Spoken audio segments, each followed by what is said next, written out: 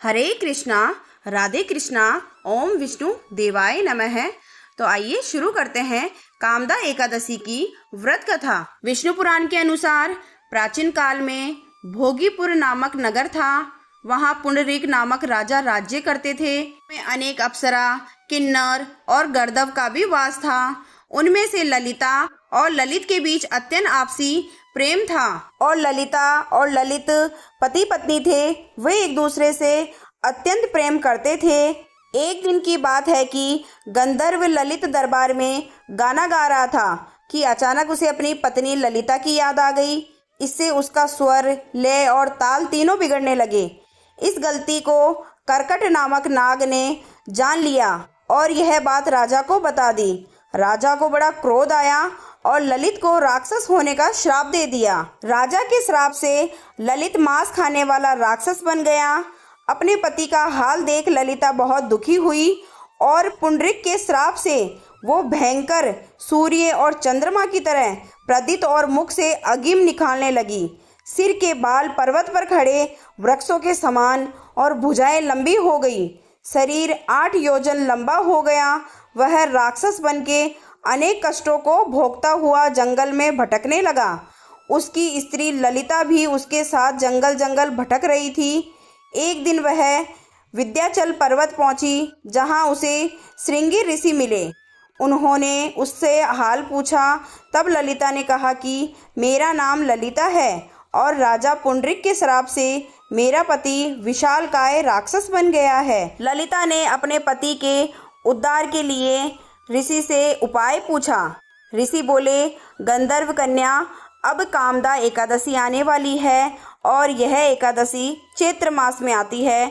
अगर तू कामदा एकादशी का व्रत करके उसका पुण्य अपने पति को दे दे तो राजा का दिया हुआ श्राप शांत हो जाएगा और तेरा पति राक्षस से पहले वाली योनि में आ जाएगा। उसके बाद ललिता ऋषि मुनि से कहती है कि मुझे आप इस व्रत विधि बताइए कि इस व्रत को कैसे करना है और इसका फल मुझे कब तक मिलेगा। उसके बाद में मुनि ने पूरी व्रत कथा ललिता को बता दी और ललिता ने एकादशी का व्रत किया और उसके फल से उसका पति ठीक हो गया। वशिष्ठ मुनि ने आगे कहा, हे राजन, इस व्रत को विधि पूर्वक करने से समस्त पापों का नाश हो जाता है। संसार में इसके बराबर कोई भी व्रत नहीं है। अगर श्रद्धा और आस्था के साथ में कामदा एकादशी का व्रत करते हैं तो मान्यता है कि यह एकादशी सभी प्रकार की मनोकामनाएं पूर्ण करती है। इसलिए कामदा एकादशी कामनाओं को देने वाली एकादशी कही जाती है। इस दिन श्रद्धालु उपवास रखकर भगवान विष्णु जी की विधि पूर्वक अगर पूजा करते हैं तो उन्हें सुख, शांति तथा समृद्धि की कामना होती है। हे पुत्री, अगर एकादशी का व्रत श्रद्धा और आस्था से जो व्यक्ति करता है उस व्यक्ति के सभी पाप नष्ट हो जाते हैं और उसे मोक्ष की प्राप्ति भी होती है। जीवन की सभी बाधाएं दूर होती है और सभी मनोकामनाएं पूरी होती है। अगर आप भी एकादशी का व्रत कर रहे हैं तो ये कथा अवश्य सुने। इस कथा के बिना एकादशी का व्रत अधूरा माना जाता है। तो आइए अब हम जानेंगे कामदा एकादशी व्रत की पूजा विधि किस तरह से हमें करनी चाहिए। कामदा एकादशी के दिन काफ़ी शुभ योगों का निर्माण हो रहा है। ऐसे में इस दिन ब्रह्म मुहूर्त में उठकर सभी कामों से निर्वित होकर स्नान करें और साफ वस्त्र धारण कर लें। हो सके तो आज के दिन पीले वस्त्र धारण करें। इसके साथ ही विष्णु जी का मनन करते हुए व्रत का संकल्प ले लें। सबसे पहले सूर्य देव को जल का अर्घ दें।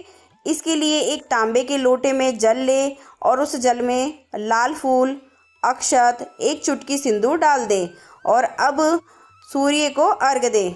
उसके बाद में भगवान विष्णु की पूजा आरंभ करें। तो सबसे पहले आपको मंदिर के स्थान पर जाकर वहाँ पर अच्छे से साफ सफाई कर लेनी है। गंगा जल का छिड़काव लगाना है।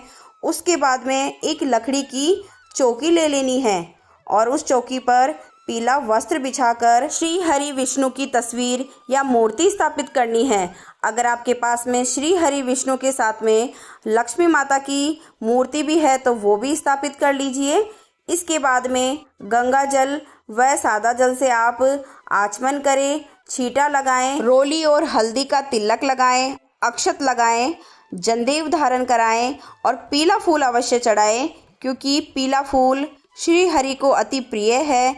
अगर संभव हो सके तो आप माला भी चढ़ा सकते हैं, पीला चंदन का टीका लगा सकते हैं और जो भी आपने भोग बनाया है उसका भोग लगाएं। साथ ही में चौकी पे घी का दीपक अवश्य जलाएं। भोग में आप बेसन के लड्डू, खीर या फिर गुड़ चना अपनी इच्छा अनुसार कोई भी मिठाई, मिश्री का भोग, कुछ भी आप मीठा प्रसाद चढ़ा सकते हैं। श्री हरि को इत्र ज़रूर लगाएं और इसके बाद में आपने अगर व्रत किया है या नहीं भी किया है तो भी एकादशी की व्रत कथा अवश्य पढ़े। व्रत कथा पढ़ने के बाद में विष्णु चालीसा पढ़े, विष्णु मंत्र की स्तुति करें।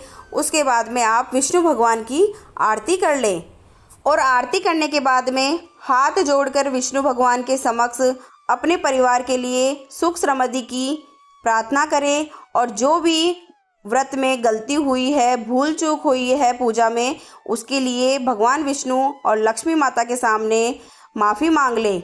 दिन भर व्रत रखने के बाद में शुभ मुहूर्त पर ही व्रत का पारण कर लें। तो आइए जान लेते हैं कि एकादशी का व्रत हमें किस तरह से रखना चाहिए। एकादशी का व्रत रखने के लिए 10वीं तिथि को ही आपको सात्विक भोजन करना चाहिए और तामसिक भोजन से बचना चाहिए, जैसे कि मांस, मदिरा, लहसुन, प्याज का सेवन एक दिन पहले आपको नहीं करना चाहिए। अगर आप अगले दिन एकादशी का व्रत कर रहे हैं तो रात को आपको ब्रश करके सोना चाहिए, क्योंकि 10वीं की रात 12 बजे से ही एकादशी का प्रारंभ हो जाता है और दूसरे दिन आपको स्नान आदि से निर्वित होकर भगवान विष्णु को नमन करना चाहिए। उसके बाद में आपको व्रत प्रारंभ करना चाहिए। यह व्रत 2 प्रकार से किया जाता है, एक फलाहार करके और दूसरा निर्जल व्रत करके। अगर आप शरीर से बेहद हष्ट पुष्ट है, स्वास्थ्य आपका ठीक है, तो आप निर्जल व्रत रख सकते हैं, नहीं तो आप फलाहार खा के भी एकादशी का व्रत कर सकते हैं।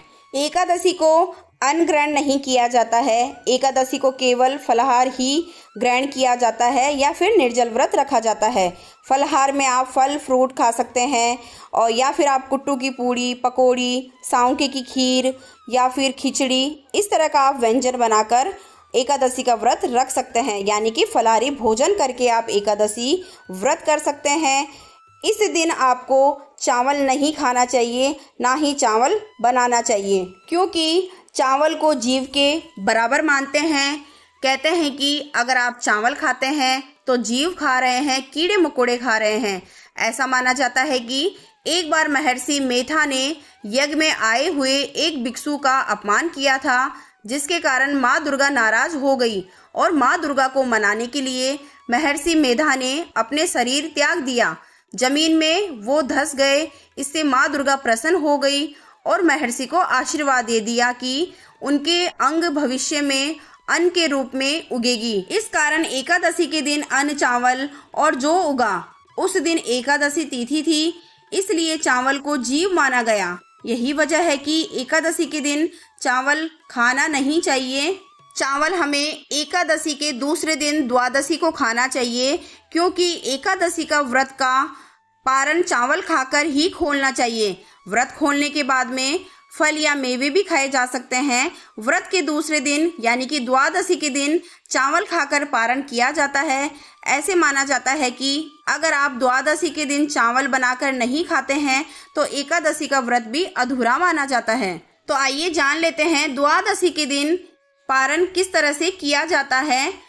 एकादशी का व्रत द्वादशी तिथि के दिन किया जाता है। सुबह आपको जल्दी उठकर नहा लेना है, उसके बाद में भगवान विष्णु का ध्यान करना है, पूजा करनी है और चावल बनाकर उन्हें भोग लगाना चाहिए। उस भोग में तुलसी अवश्य डालनी चाहिए, क्योंकि तुलसी के बिना भोग अधूरा रहता है।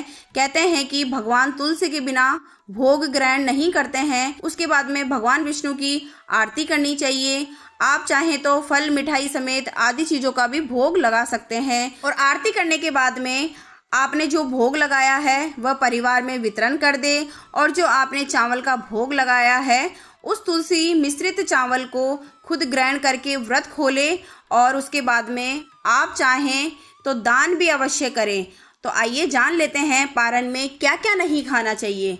तो जब आप एकादशी का पारण कर रहे हैं तो उस समय आपको मूली, बैंगन, साग, मसूर की दाल, लहसुन, प्याज, तामसिक भोजन जैसे कि मांस, मदिरा, प्याज, लहसुन, बहुत ज़्यादा गरम मसाले, तेल आदि का व्यंजन बनाकर नहीं खाना चाहिए।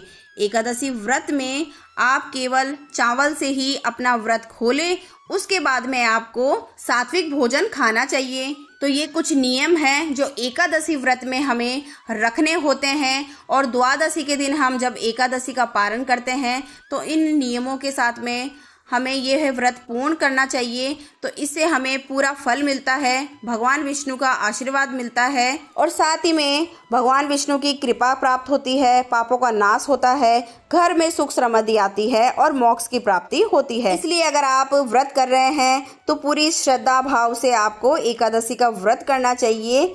इससे हमेशा भगवान विष्णु की कृपा सदैव अपने भक्तों पर बरसती रहती है। तो आज का वीडियो आप सभी के लिए बेहद लाभदायक रहा होगा। वीडियो पसंद आए तो वीडियो को लाइक कर दीजिएगा, चैनल को सब्सक्राइब कर लीजिएगा। जय श्री कृष्णा, राधे कृष्णा, हरे कृष्णा। ओम नमो भगवते वासुदेवाय नमः। ओम विष्णु देवाय नमः। कमेंट बॉक्स में आप भी राधे कृष्णा जरूर लिख के जाइएगा।